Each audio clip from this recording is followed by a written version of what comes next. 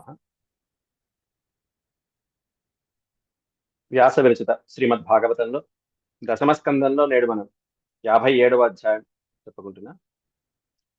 ఇందులో శతధన్వుణ్ణి సంహరించడం, ఆ తర్వాత శ్రీకృష్ణ పరమాత్ముడు మళ్ళీ ద్వారకికి వచ్చి సత్రాజిత్తుకి చేయవలసినటువంటి సంస్కారాలన్నీ కూడా చేయించి, ఆ తర్వాత నగరాన్ని వదిలిపెట్టి వెళ్ళిపోయినటువంటి అక్రూరుణ్ణి మళ్ళీ తిరిగి ద్వారకకి పిలిపించడం అనేటువంటి ఒక అద్భుతమైనటువంటి ఘట్టం. ఇందులో దుర్మార్గులతో సహవాసం చేయటం వలన భాగవతోత్తముడైనటువంటి అక్రూరుడికి కూడా పరమాత్ముని నుంచి దూరం అవ్వాల్సినటువంటి గతి అగత్యం పట్టింది. ద్వారక నుంచి బయటికి వెళ్ళిపోయాడు. కానీ ద్వారకలో ఉన్నటువంటి పెద్దలందరూ కూడా చర్చించుకుని అక్రూరుణ్ణి ఒక కారణం వలన మళ్ళీ ద్వారకకి పిలిపించడం జరుగుతుంది. ఆ కారణాలు ఏమిటి అనేటువంటి కూడా ఈ అధ్యాయంలో చెప్పడం జరిగింది. అక్రూరుడి యొక్క తండ్రి గొప్పవాడని చెప్పి మనం అక్రూరుడి యొక్క చరిత్ర చెప్పుకున్నప్పుడే మనం చెప్పుకున్నాం.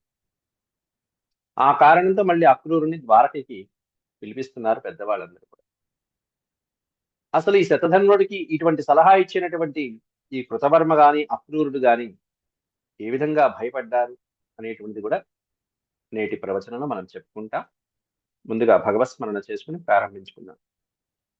ఓం శుక్లాంబరధరం విష్ణుం శశివర్ణం చతుర్భుజం ప్రసన్నవదనం ధ్యాయేత్ సర్వవిఘ్నోపశాంతయే వ్యాసం వసిష్ఠనప్తారం శక్తే పౌత్రమకల్మషం పరాశరాత్మజం వందే సుఖతాతం తపోనిధిం వ్యాసాయ విష్ణురూపాయ వ్యాసరూపాయ విష్ణవే నమో వై బ్రహ్మనిధయే వాసిష్ఠాయ నమో నమః. నారాయణం నమస్కృత్య నరం చైవ నరోత్తమం దేవీం సరస్వతీం వ్యాసం తతో జయముదీరయేత్.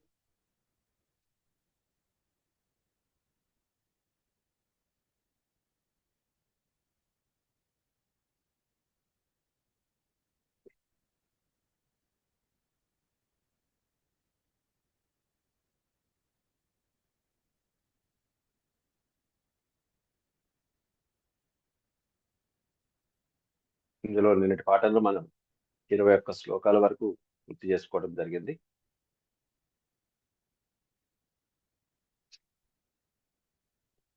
సప్తపంచాశ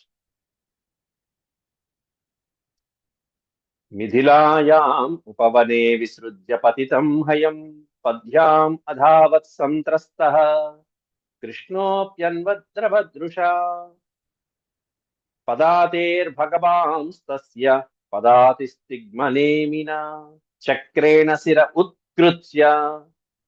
చక్రాయుధంతో, సుదర్శన చక్రాయుధంతో ఆ శతధన్వుడి యొక్క శిరస్సు ఖండించి వేశాడు జగన్నాథుడు. వాససోర్వ్యచినోన్మణి. చివరికి ఆ మణి కోసం అని చెప్పేసి అతడు హరించినటువంటి సత్రాజిత్తు దగ్గర ఉన్నటువంటి ఆ స్యమంతక మణి కోసం అని చెప్పేసి అతని యొక్క వాససోహు అంటే వస్త్రముల యందు, ఆ శతధన్వుడు ధరించినటువంటి వస్త్రముల యందు గాని చివరికి తలపాగాలో గాని ఈ మణిని ఎక్కడన్నా దాచాడేమో అని చెప్పి కృష్ణ పరమాత్ముడే స్వయంగా వచ్చి అంతా కూడా వెతికి మరీ చూశాట. చివరికి మణి దొరికిందా? లేదు. అదేమన్నా వచ్చేటప్పుడే అక్రూరుడికి అప్పగించి మరీ వచ్చాడు. చనిపోతున్నాడని తెలిసి కూడా అక్రూరుడికి ఆ మణిని అప్పగించేసి శతధన్వుడు పరిగెత్తడం మొదలుపెట్టాడు. అలబ్ధమణిరాగత్య కృష్ణ ఆహాగ్రజాంతికం వృధాహతః శతధనుర్మణిస్తత్ర న విద్యతే. అలబ్ధమణిరాగత్య కృష్ణ, అన్నీ తెలిసినటువంటి కృష్ణుడు ఆహ అగ్రజ అంతికం. అగ్రజాంతికం అంటే అగ్రజుడు, అన్నగారైనటువంటి బలరాముడి దగ్గరికి వచ్చి ఆహ, ఆహ అంటే పలికెను అని. ఆహా ఓహో అనే అర్థం. ఆహ అంటే పలుకుట. బలరాముడితో అంటున్నట్టు కృష్ణుడు అలబ్ధం మణి అంటే మణిని పొందలేనటువంటి కృష్ణుడు అన్నగారి దగ్గరికి వచ్చి వృధాహత శతధను. అన్నయ్య, మణి లేదు శతధన్వుడి దగ్గర, కాబట్టి మణి లేనటువంటి ఈ శతధన్వుడిని మనం సంహరించడం వృధానేమో, అనవసరంగా సంహరించాం ఈ పాపాత్ముడిని శతధన్వుడిని, వీడు అనవసరంగా పరిగెత్తాడేమో, వీడి దగ్గర మణి లేదన్నయ్య, ఎంత వెతికినా ఏం చేద్దాం మరి ఇప్పుడు. వృధాహత శతధను మణిహి తత్రణ విద్యతే. వీడి దగ్గర మణి లేదు, మణి ఉందేమో అనుకుని చంపావు, చివరికి మణి లేదు, ఏం చేద్దాం ఇప్పుడు, మన మీదకి ఏమన్నా వస్తుందా అంటూ ఏమీ తెలియనట్టుగా అడుగుతున్నాడు కృష్ణుడు.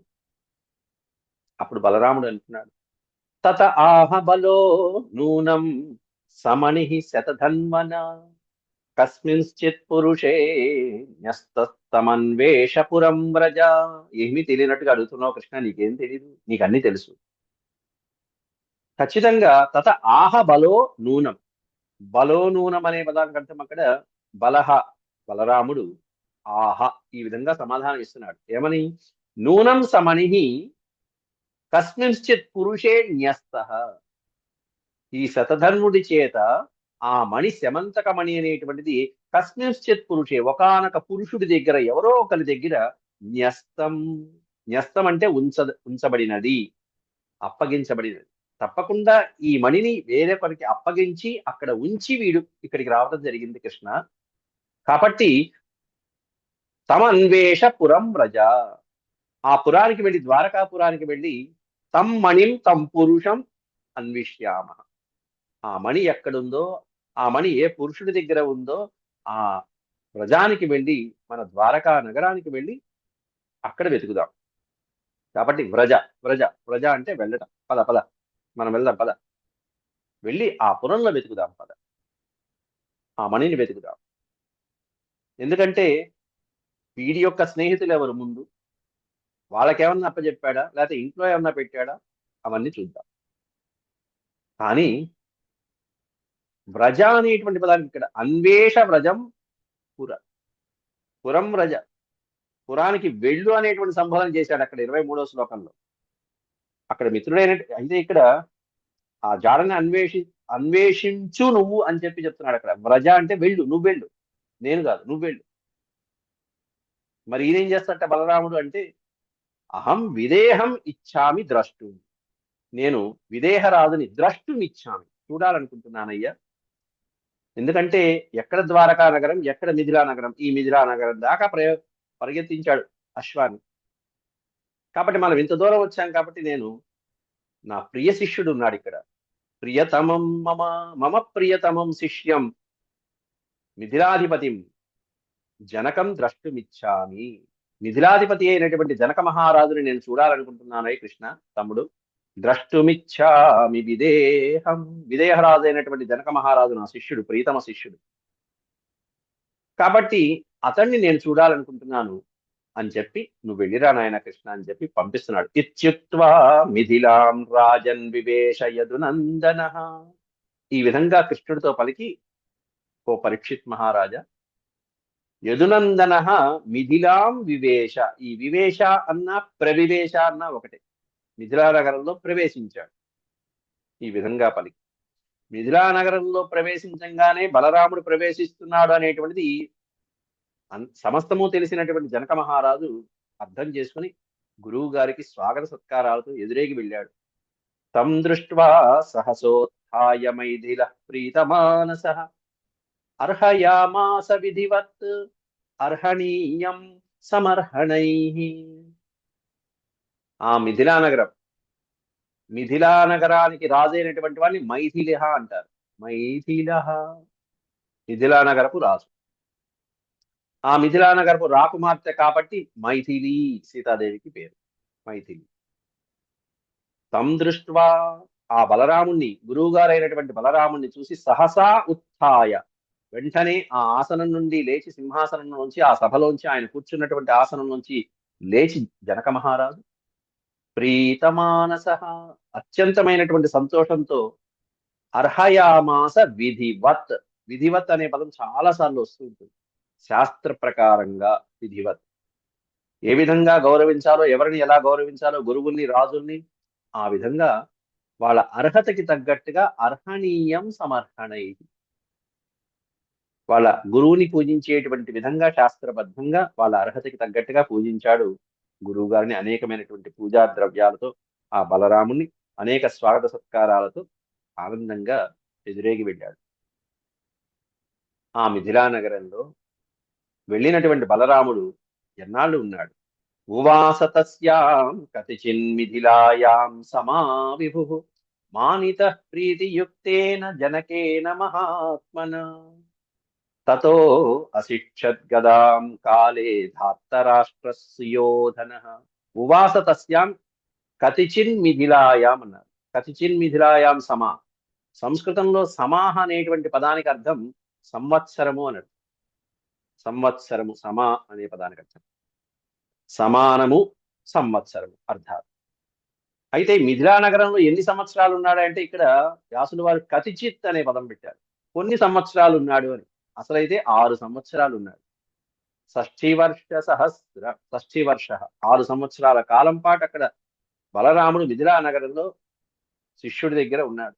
ఉవాస తస్యాం కతిచిత్ మిథిలాయాం సమావిభు మహారాజుతో పాటుగా అక్కడ చక్కటి ఆతిథ్యాన్ని స్వీకరిస్తూ మానిత సన్మానించబడుతూ వాళ్ళ యొక్క గౌరవ మర్యాదలన్నీ అందుకుంటూ వాళ్ళ పూజలు అందుకుంటూ మహాత్ముడైనటువంటి జనకుడు చేస్తున్నటువంటి అద్భుతమైనటువంటి ఆ రాసమర్యాదలని ప్రీతియుక్తేన జనకేన మహాత్మన మహానుభావుడైనటువంటి ఆ జనకుడు చేస్తున్నటువంటి ఆ పూజలన్నీ కూడా స్వీకరిస్తూ యాదవ ప్రభు ఎంతో ప్రేమాదరాలు ఇరువురు కూడా గురు శిష్యులు ఇద్దరు కూడా అక్కడే ఉండటం జరిగింది. ఆ సందర్భంలో 6 సంవత్సరాల కాలంలో అక్కడ ఉన్నటువంటి సందర్భంలోనే బలరాముడు ఇక్కడ ఉన్నాడని తెలుసుకుని కౌరవ వీరుడైనటువంటి దుర్యోధనుడు బలరాముడి దగ్గర గదా విద్య నైపుణ్యాన్ని నేర్చుకోవడం కోసం అని చెప్పేసి అక్కడికి రావడం జరిగింది. ఆ దుర్యోధనుడు 6 నెలల కాలం పాటు ఈయన దగ్గర శిష్యరికం చేసి 6 నెలల కాలం పాటు విద్య నేర్చుకున్నట్ట. తతో అశిక్షత్ గదాం కాలే. అశిక్షత్ అంటే విద్య నేర్చుకోవడం. ఏం విద్య నేర్చుకున్నా అంటే గదా విద్య. ఈ అస్త్ర విద్యలో అద్భుతమైనటువంటి శస్త్ర అభ్యాసమైనటువంటి గదా విద్యను నేర్చుకున్నట్ట. అదే కాలంలో ఎవరు? ధార్తరాష్ట్ర సుయోధన. సుయోధనుడు ధృతరాష్ట్ర కుమారుడైనటువంటి సుయోధనుడు వచ్చాడు. భీముడికి పోటీగా వచ్చాడు. ఈ 6 నెలల కాలంలో వీడు నేర్చుకున్నటువంటి అద్భుతమైనటువంటి నైపుణ్యం అబ్బబ్బా, నిజంగా చెప్పాలంటే భీముడి కంటే గొప్పవాడు గదాయుద్ధంలో. భీముడు బలంలో గొప్పవాడైతే దుర్యోధనుడి కంటే భీముడు బలంలో గొప్పవాడు. 10,000 ఏనుగుల బలం. కానీ దుర్యోధనుడిలో ఇదిగో ఈ విధమైనటువంటి నైపుణ్యం అనేటువంటిది ఎక్కువగా ఉన్నది. ఇదే కాకుండా పాండవులు అరణ్యవాసానికి వెళ్ళిన సందర్భాలలో, అజ్ఞాతవాసం చేసిన సందర్భాల్లో దుర్యోధనుడు చేసినటువంటి ఈ గదాయుద్ధ అభ్యాసం అనేటువంటిది ఎక్కువైపోయి చివరికి వాడి పంప ముంచింది. అభ్యాసం ఎక్కువైనా తప్పు ప్రమాదమే. ఎంత ఎక్కువైంది అంటే చివరికి గదాయుద్ధంలో మహాభారత సంగ్రామంలో 18వ రోజు తొడలు విరగటానికి కారణం వీడి అతి అభ్యాసమే అని చెప్పవచ్చు. దుర్యోధనుడు చేసినటువంటి అభ్యాసం ఎక్కువైపోయి ఆ గదాయుద్ధంలో కొడుతున్నప్పుడు వాడు ఎప్పుడైతే ఆ గద ఎత్తాడు, భీముడు గద ఎత్తిన సందర్భంలో దుర్యోధనుడు కాస్త ఒక్కసారిగా వ్యస్తం అయిపోతాడు. వ్యస్తం అంటే తిరగబడతాడు. అంటే కింద ఉండవలసినటువంటి కాళ్ళు పైకి వచ్చాయి, తలకిందులు అయిపోయాడు, శీర్షాసనం వేసినట్టుగా. ఆ పైకి వచ్చేటప్పటికి ఆ గద పైకి ఎత్తినటువంటి సందర్భంలో ఇతడు తిరిగాడు. కాబట్టి దుర్యోధనుడు తప్పు లేదు, భీముడు తప్పులేదు, దుర్యోధనుడే తప్పు అని చెప్పి కృష్ణుడు దాన్ని నిరూపిస్తాడు చివరికి బలరాముడికి. ఇదే బలరాముడు గురువు గారి వీడి తప్పు. కాబట్టి ఇట్లాంటి ఎన్నో మెళుకువలు శ్రీకృష్ణ పరమాత్ముడు చివరికి బలరాముడు ఆక్షేపించిన సందర్భాల్లో కూడా నిరూపించిన సందర్భాలు ఉన్నాయి అద్భుతమైనటువంటి గదాయుద్ధంలో. ఎందుకంటే బలరాముడు చిట్టు చివరికి మహాభారత యుద్ధంలో అక్కడ ఆక్షేపిస్తాడు భీమసేనుని, నువ్వు తప్పు చేసావు, తొడల మీద కొట్టకూడదు, నువ్వు తొడలు ఊరుభంగం చేసావు, ఇది తప్పు కదా అని చెప్పి ఆక్షేపిస్తే అప్పుడు చెప్తాడు కృష్ణుడు, ఎన్నో కారణాలు చెప్తాడు. దాంట్లో ఒక కారణం ఏమన్నా ప్రతిజ్ఞ చేశాడు. భీముడు ప్రతిజ్ఞ చేశాడు సభలో. ప్రతిజ్ఞ చేసినప్పుడు మరి తొడలు విరగొడతానని ప్రతిజ్ఞ చేసినప్పుడు కొట్టాల్సిందే కదా. తొడలు విరగొడతానని ప్రతిజ్ఞ చేసిన రోజు నువ్వు మాట్లాడకుండా, ఆక్షేపించకుండా ఇప్పుడు వచ్చి ఆక్షేపిస్తావేంటనే, ఇది తప్పు కదా అంటాడు ముందు కృష్ణుడు. సభలో ఆ రోజు ప్రతిజ్ఞ చేసినప్పుడే అసలు ఆ ప్రతిజ్ఞ తప్పు, ఆ స్టేట్మెంటే తప్పు అనాలి కదా. అలా ఇప్పుడు వచ్చి కొట్టిన తర్వాత నువ్వు తప్పు చేసావంటే ఎట్లా? రెండోది ఏంటంటే భీముడు గదని పైకి ఎత్తిన తర్వాత దుర్యోధనుడు శీర్షాసనం లాగా వెనక్కి కాళ్ళు పైకి పెట్టాడు, తల కింద పెట్టాడు. కాబట్టి ఇది తప్పు, వాడు తప్పు. ఇట్లాంటివి ఎన్నో రకాలుగా నిరూపించి బలరాముని శాంతింపజేశారు సాత్యకి శ్రీకృష్ణ ప్రభువు. ఇట్లాంటి విద్య, గదా విద్యా నైపుణ్యం అంతా ఇదిగో బలరాముడు గురువు గారి దగ్గర పొందాడు. చివరికి ఈ 6 నెలల కాలంలో గదా శిక్షణ కాలంలో దుర్యోధనుడు ఎంతలాగా శిక్షణ పొందాడంటే బలరాముడిని కూడా ఓడించేంత, బలరాముడి చేతిలో ఉన్న గదని కూడా పడగొట్టేంత శక్తి సంపన్నత కలిగినటువంటి వాడిగా అయ్యాడు. శిష్యుడి కోసం గదని పడగొట్టాడే గాని బలరాముడి చేతిలో ఉన్నటువంటి దాన్ని ఎవరు పడగొట్టగలరు? ఏదో శిష్యుడి కోసం బలరాముడు ఒకసారి ఓడిపోయినట్టుగా నటిస్తాడు. అంత విద్య నేర్చుకున్నాడు 6 నెలల కాలంలో బలరాముడు, దుర్యోధనుడు వచ్చి. అట్లా కేశవో ద్వారకామేత్య నిధనం శతధన్వన అప్రాప్తిం చ మణే ప్రాహ ప్రియాయా ప్రియకృత్ విభు. ఆ తర్వాత ఇది మిథిలానగరంలో ఘట్టం చెప్పారు. అన్నగారి దగ్గర సెలవు తీసుకుని శ్రీకృష్ణ ప్రభు మణి దొరకలేదు కాబట్టి ఇక తిరిగి ద్వారకా నగరానికి వచ్చాడు శతధన్వుణ్ణి సంహరించిన తర్వాత. వచ్చి ద్వారకి వచ్చి ఆ తర్వాత సత్యభామాదేవికి, సత్యభామ ప్రియాయాహ ప్రాహ ప్రియాయాహ ప్రాహ, తనకి అత్యంత ప్రియమైనటువంటి భార్య అయినటువంటి సత్యభామాదేవితో అంటున్నట్ట. ఏమని అంటున్నాడు? ఇదిగో నువ్వన్నట్టుగానే ఆ శతధన్వుణ్ణి సంహరించేదాకా నాన్నగారి యొక్క అంత్యక్రియలు జరగడానికి వీల్లేదు అని అనుకున్నావు కాబట్టి శతధన్వుణ్ణి సంహరించేశాను. నిధనం శతధన్వన, నిధనం అనే పదానికి అర్థం పడగొట్టుట, సంహరించుట. వధ అయిపోయింది, శతధన్వుడి యొక్క వధ అయిపోయింది. కానీ వాడు మరణించిన తర్వాత ఆ మణి కోసం ఎంతో వెతికాను. అప్రాప్తించమనే,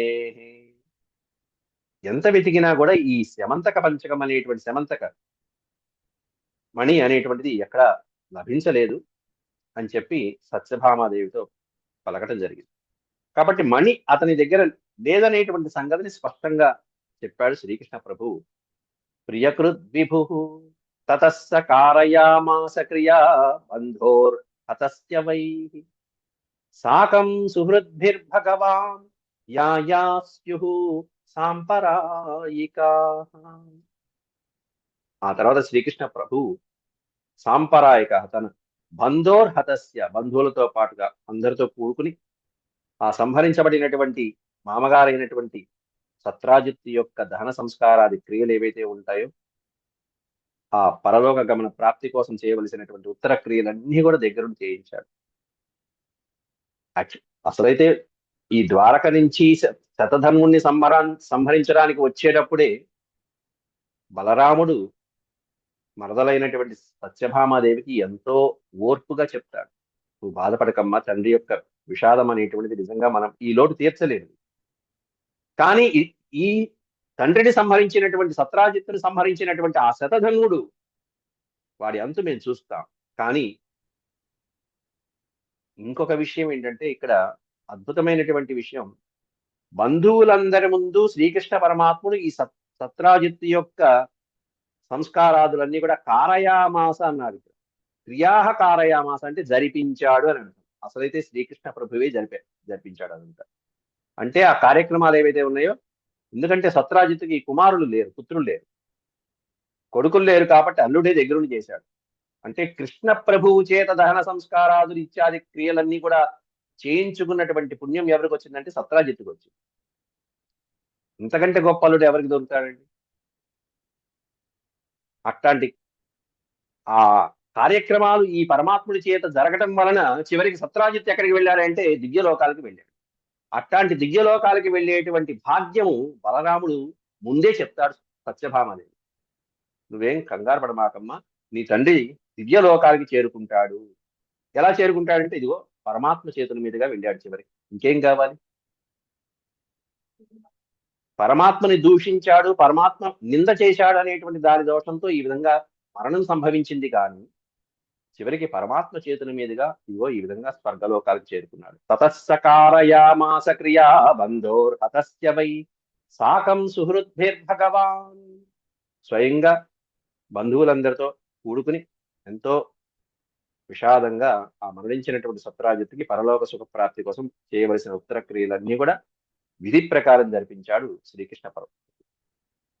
కాబట్టి ఈ ఘట్టం కూడా అయిపోయింది. అసలు విషయంకి వచ్చేసరికి ఈ సలహా శతధన్వుడికి ఇచ్చినటువంటి అక్రూరుడు గాని కృతవర్మ గాని ఏమయ్యారు, వాళ్ళ పరిస్థితి ఏమిటి, ఎలా ఉంది అనేది తర్వాత శ్లోకంలో అందుకుంటున్నాడు. అక్రూర కృతవర్మా చ శ్రుత్వా శతధనోర్వధం, శతధనోర్వధం శ్రుత్వా అంటున్నాడు. శతధన్వుడు సంహరించబడ్డాడు, వాడు వధించబడ్డాడు అనేటువంటి విషయం తెలుసుకుని అక్రూరుడు కృతవర్మ వణికిపోయారంతే, చెలించిపోయారు, ఒక్కసారిగా కంపించిపోయారు. ఏమిటి మన పరిస్థితి ఏమిటి, ఎందుకని సత్రాజిత్తుని సంహరిస్తే బాగుంటుంది కదా అని మనమే కదా సలహా ఇచ్చింది, సలహా ఇచ్చింది మనమే, చేసిన వాడు సంహరించబడ్డాడు, తర్వాత మనమంతే కదా, మన పరిస్థితి ఏమిటి. కాబట్టి కృష్ణుడు ఊరుకుంటాడా, కాబట్టి ఇక్కడి నుంచి మనం సురక్షితంగా బయటపడటమే మంచిది, కృష్ణుడి నుంచి దూరంగా వెళ్ళటమే మంచిది అని చెప్పి ఇద్దరు కూడా ద్వారకని వదిలిపెట్టి వెళ్ళిపోతున్నారు. వ్యూషతుర్భయ విత్రస్తౌ ద్వారకాయా ప్రయోజకౌ, వ్యూషతుర్భయ విత్రస్త, భయకంపితులైపోతున్నారు వాళ్ళిద్దరు కూడా.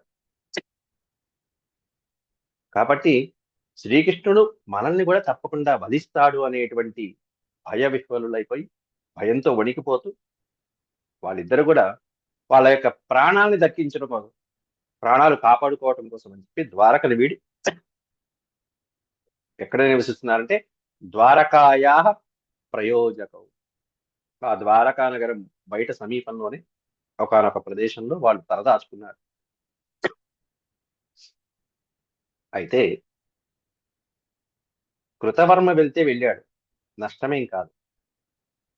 కానీ పుణ్యాత్ముడైనటువంటి అక్రూరుడు వెళ్ళటం వలన ఇక్కడ ద్వారకలో కొన్ని అరిష్టాలు జరిగాయని చెప్పి ఉదాహరిస్తున్నారు తర్వాత శ్లోకంలో.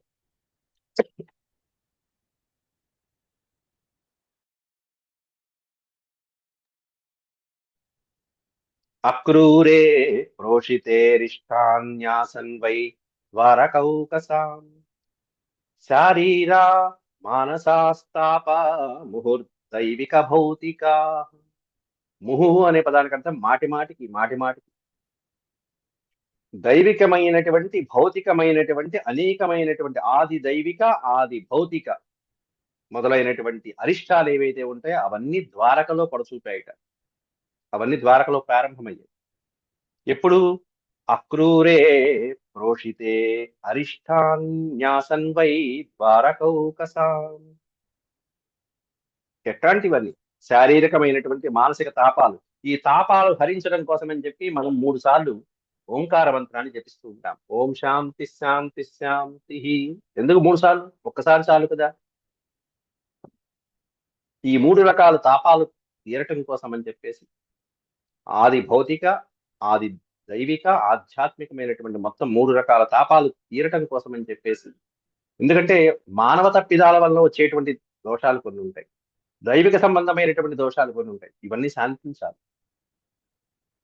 శారీరకమైనటువంటి మానసికమైనటువంటి తాపాలు అనేటువంటి ఉద్భవించాయి అక్కడ ఉన్నటువంటి జనులలో, శారీరకమైనటువంటివి మానసికమైనటువంటి అనేకమైనటువంటి అరిష్టాలు, మనశ్శాంతి లేదు ఎవరిలో, అక్రూరుడు వెళ్ళిన దగ్గర నుంచి అని చెప్తున్నారు.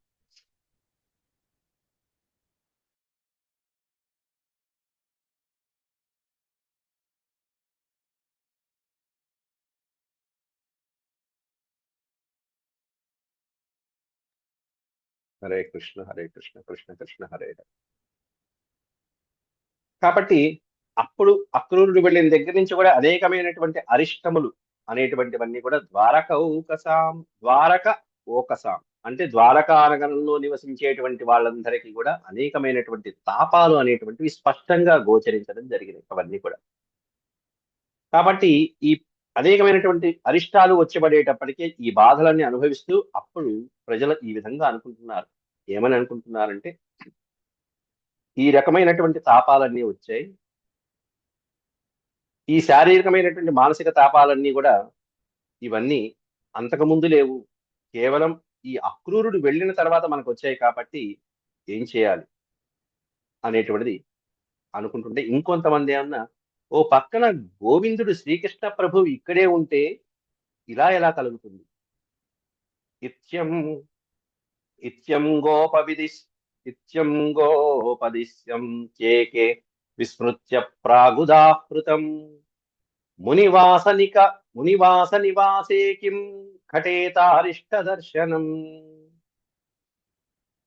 ఇత్యం గోపదిశ్యం కేకే. ఈ విధంగా గోపాలకులందరూ కూడా శంకిస్తూ ఉంటే, అనుమానిస్తూ ఉంటే ఏమని అనుమానిస్తున్నారు? ఓ పక్కన అక్రూరుడు వెళ్ళటం వల్ల కలిగిందా, లేకపోతే ఓ పక్కన భగవంతుడు, సాక్షాత్తు భగవంతుడు ఇన్ని అద్భుతమైనటువంటి లీలలు చేసినటువంటి శ్రీకృష్ణ ప్రభువు ఓ పక్కన ఇక్కడే ఉంటే ఇట్లాంటి ఉపద్రవాలు అనేటువంటి వస్తాయా? అసలు అరిష్టాలు అనేవి వస్తాయా? అసలు పుట్టిన దగ్గర నుంచి అనేక మంది రాక్షసులు, అసురులు మొదలైనటువంటి వాళ్ళు, కృష్ణుడు పుట్టిన దగ్గర నుంచేగా వీళ్ళందరికీ ఇంతమంది రాక్షసులు ఎలా సంహరించబడ్డారు అనేది కృష్ణుడి దగ్గర ఉన్నప్పుడేగా తెలిసింది. అయినా సరే కృష్ణుడిని వదిలిపెట్టకుండా ఉన్నారు, వెంటనే ఉన్నారు, జంటగా ఉన్నారు, కృష్ణుడితోనే ఉన్నారు. అది గోపాలకుల యొక్క గొప్పతనం. కృష్ణ పరమాత్ముడు వాళ్ళ దగ్గర జన్మించినప్పటి నుంచి వాళ్ళకి ఎంతో మంది రాక్షసుల బాధలు కలిగినప్పటికీ కూడా శ్రీకృష్ణ పరమాత్ముడిని వదిలిపెట్టకుండా ఉన్నటువంటి భక్తులు ఎవరే అంటే గోపాలకులు, వ్రజవాసులు. కాబట్టి ఇన్ని రకాలైనటువంటి అరిష్టాలు జరుగుతున్నప్పటికీ కూడా అసలు కృష్ణుడు ఉన్న చోట ఇటువంటి ఉపద్రవాలు కలగటానికి ఏ విధంగా ఆస్కారం ఉంటుందని చెప్పి కూడా భావించారు కొంతమంది. మునివాస నివాసే కిం ఘటే తారిష్ట దర్శనం. ఇటువంటి అరిష్ట దర్శనం అనేటువంటిది ఈ పరమాత్ముడు ఉన్న చోట ఎలా కలుగుతుంది అని కూడా కొంతమంది శంకించారు. అప్పుడు కొంతమంది పెద్దవాళ్ళు ఈ ఈ అక్రూరుడి యొక్క తండ్రి యొక్క గొప్పతనాన్ని ఒక్కసారి స్మరించారు. ఇది మనం పూర్వమే చెప్పుకున్నాం. అక్రూరుడి యొక్క తండ్రి శ్వఫల్కుడు అనేటువంటి వాడు చాలా గొప్పవాడు. ఆయన ఎక్కడైతే ఉంటాడో అక్కడ వర్షాలు సకాలంలో పడతాయని కూడా మనం చెప్పుకున్నాం. కాబట్టి అక్కడ ప్రజల్లో ఉన్నటువంటి ద్వారకలో ఉన్న పెద్దవాళ్ళందరూ కూడా అక్రూరుడి తండ్రిని స్మరిస్తూ దేవే అవర్షతి కాశీశ స్వపల్కాయాగతాయ వై స్వసుతాం గాంధినీం ప్రాదాత్ తతో అవర్షత్ స్మ కాశీషు. కాశీశ ఈ పదాన్ని విడతీస్తే కాశీ ఈశ, కాశీ మహారాజు. అలాగే కాశీషు అనే పదానికి అర్థం కాశీ నగరమునందు అని అర్థం. కాశీ నగరంలో కొన్ని సంవత్సరాలు వర్షం పడకపోతే ఈ స్వఫల్కుడు అనేటువంటి మహానుభావుడు, ఈ యాదవులలో వంశంలో పుట్టినటువంటి ఈ స్వఫల్కుడు ఒకసారి కాశీ నగరంలో అడుగు పెట్టగానే అగతాయ వై, ప్రవేశించంగానే ఆయన యొక్క పాదస్పర్శతో కాశీలో అద్భుతమైనటువంటి వర్షం అనేటువంటిది పడింది. ఈయన యొక్క పాదస్పర్శతో ఈ విధంగా వర్షం పడింది అనేటువంటిది తెలుసుకున్నటువంటి కాశీరాజు, కాశీ ప్రభు స్వసుతాం గాంధినీం ప్రాదాత్, తన కుమార్తె అయినటువంటి గాంధిని ఇచ్చి ఈ స్వఫల్కుడికి వివాహం జరిపించడం జరిగింది. అప్పటి నుంచి కాశీనగరంలోనే ఉంటున్నాడు ఈ మహానుభావుడు కూడా. చక్కగా ప్రకృతి పులకరించిపోయేట్టుగా ఉన్నది ఆ కాశీనగరం. ఈ గాంధిని, స్వఫల్కులు కూడా అక్కడే ఉన్నారు. అట్లాంటి స్వఫల్కుని యొక్క కుమారుడే కదా ఈ అక్రూరుడు. కాబట్టి అతనికి కూడా కొంత ప్రభావం ఉండి తీరుతుంది. కాబట్టి అక్రూరుడు వెళ్ళిన తర్వాత మనకి వర్షాలు లేవు, ఈ అరిష్టాలు కలుగుతున్నాయి అని చెప్పి ప్రజలు భావిస్తున్నారు. తత్సుతస్తత్ప్రభావో సావక్రూరో యత్ర యత్ర దేవోభివర్షతే తత్ర నోపతాప న మారికా న ఉపతాప న మారికా. కాబట్టి తత్సుత తత్ప్రభావ. సుత అంటే కుమారుడు. ఆ స్వఫల్కుని కుమారుడైనటువంటి ఇతనికి తప్పకుండా ఎంతో కొంత ప్రభావం ఉండి తీరుతుంది. ఈ అక్రూరుడు వెళ్ళిన తర్వాత వర్షాలు పడట్లేదు.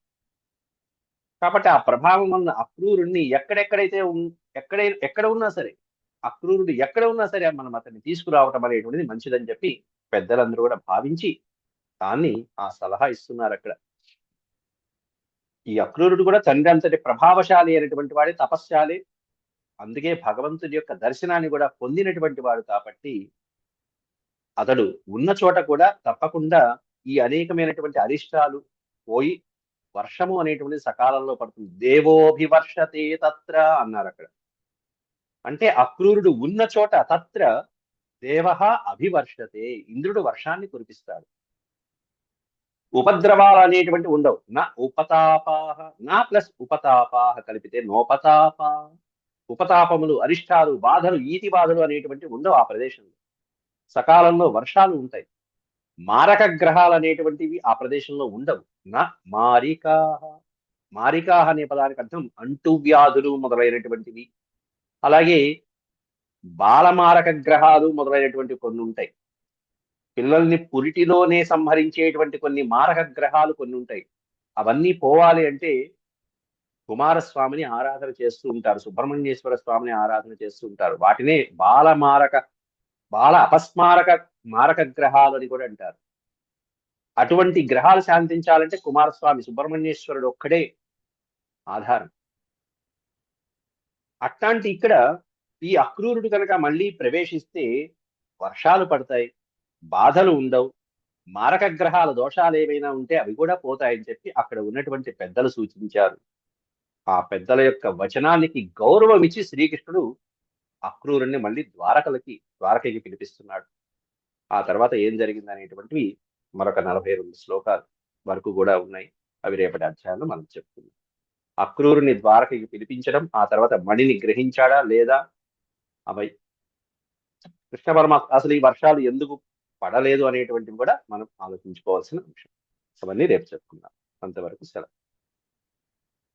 ఓం శాంతి శాంతి శాంతి. యదక్షరపదభ్రష్టం మాత్రాహీనం చ యద్భవేత్ తత్సర్వం క్షమ్యతాం దేవనారాయణ. నమోస్తుతే. సర్వం శ్రీకృష్ణార్పణమస్తు. హరి ఓం.